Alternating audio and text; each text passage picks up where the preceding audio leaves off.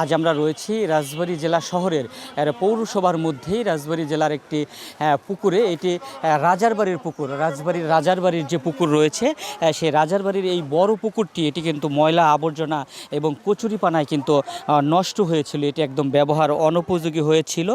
পাশেই রয়েছে রাজারবাড়ির সরকারি প্রাথমিক বিদ্যালয়। এই বিদ্যালয়ের যারা শিক্ষার্থী রয়েছে, এই পুকুরের যে জন্ম হওয়া মশা মাছি, এই পুকুরের শিক্ষার্থীদের কিন্তু বিভিন্ন প্রকার রোগ বালাই কিন্তু তাদের কিন্তু ছড়াচ্ছিল এবং এমনটি কিন্তু আমাদের কাছে জানিয়েছে এই বিদ্যালয়ের যারা শিক্ষক রয়েছে তারা। আমরা কিছুক্ষণ আগে এই বিদ্যালয়ের শিক্ষকদের সাথে কথা বলেছি, কিন্তু আজকে সকাল থেকে আমরা দেখেছি এই পুকুরটিকে পরিষ্কার করে ব্যবহার উপযোগী করার উদ্যোগ নিয়েছে যুব সমাজ ও ছাত্র সমাজ ও শিক্ষার্থীরা, যার মূল ভূমিকায় রয়েছে, যার মূল উদ্যোক্তায় রয়েছে রাজবাড়ী জেলা ছাত্র দলের আহ্বায়ক আরিফুল ইসলাম রোমান।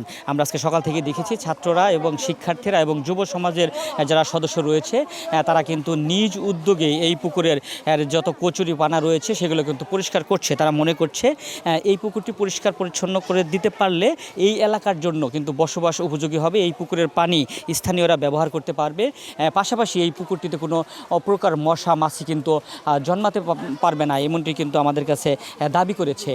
আমাদের সাথে কিন্তু এই শিক্ষার্থীদের সাথে কথা বলেছি, যারা মূল উদ্যোক্তা রয়েছে, মূল ভূমিকায় যারা রয়েছে, তাদের সকলের সাথেই আমরা কথা বলেছি। তারা আমাদের কাছে দাবি জানিয়েছে যে তারা নিজ উদ্যোগে স্বেচ্ছায় একটি সুন্দর পৌরসভা গড়ার জন্য, একটি বসবাস উপযুক্ত পৌরসভা গড়ার জন্যই এই পরিষ্কার পরিচ্ছন্ন অভিযানগুলো কিন্তু তারা চালিয়ে যাচ্ছে। ঠিক এই মুহূর্তে আমাদের সাথে রয়েছে রাজবাড়ী জেলা ছাত্র দলের আহ্বায়ক আরিফুল ইসলাম রোমান। আমরা তার কাছ থেকে জেনে আসি কী কারণে এটির আসলে পরিষ্কার করার উদ্যোগ নেওয়া হলো এবং আর কি ভালো কাজ করার ইচ্ছা আছে। আমি এক রোমান আছি, পাশাপাশি আমাদের কাজ উৎসাহ দেওয়ার জন্য আবার আর এক ছোটো ভাই, আপনি জানেন স্বনামধন্য ক্রিকেটার, রাজবাড়ির সন্তান, ওর নামও রোমান, ও এসেছে আমাদের কাজে উৎসাহ দেওয়ার জন্য, ওকে ধন্যবাদ জানাচ্ছি আমরা। পাশাপাশি আজকে দেখেন, বললাম যে কয়েকদিন আগে যখন আমরা এই অভিভাবকদের বসার জায়গা নির্মাণ করতে আসি, তখন আমাদের ঐতিহ্যবাহী এই রাজারবাড়ি পুকুরটা চোখে পড়ে যে এইখান থেকে মানুষ আগে ব্যবহারের অনুপযোগী হয়ে পড়েছে। পুকুরটা ময়লা পানি, মশাবাহিত রোগ ছড়াবে, মানুষ গোসল করতে পারছে না, পানি ব্যবহার করতে পারছে না। তারই অংশ হিসেবে এবং আমরা যে নিয়মিত রাজবাড়ী পৌরসভার সৌন্দর্য বর্ধনে পরিষ্কার পরিচ্ছন্ন কাজ করছি, তারই অংশ হিসেবে আজকে আমাদের এই ঐতিহ্যবাহী রাজারবাড়ি পুকুরের ছাত্র সমাজ, যুব সমাজ সবাই মিলে এবং এলাকাবাসীর উদ্যোগে, সবার উদ্যোগে আজকে আমাদের পরিষ্কার কর্মসূচি সকাল থেকে আমরা নেমেছি। যতদিন মানে আজকে তো লাগবে, আজকে বা কালকে কয়েকদিন একটানা চলবে এই কার্যক্রম আমাদের এই পুকুর পরিষ্কার, যাতে মশাবাহিত রোগ বালাই না ছড়ায়, যাতে এই এলাকার মানুষ আবার পুনরায় সেই আগের মতো পূর্বের ন্যায় পুকুরে গোসল করতে পারেন, পানি ব্যবহার করতে পারেন। আপনাকে ধন্যবাদ।